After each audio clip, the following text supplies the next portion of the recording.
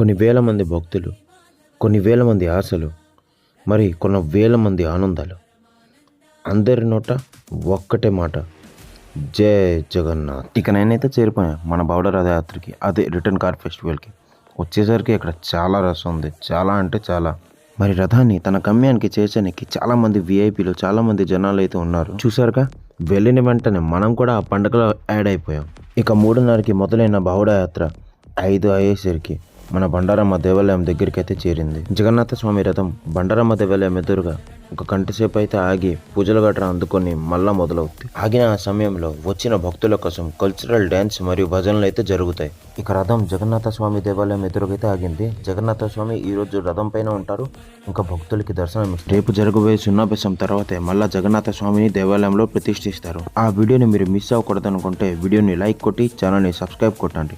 Jai Sriram, Jai Jagannadh.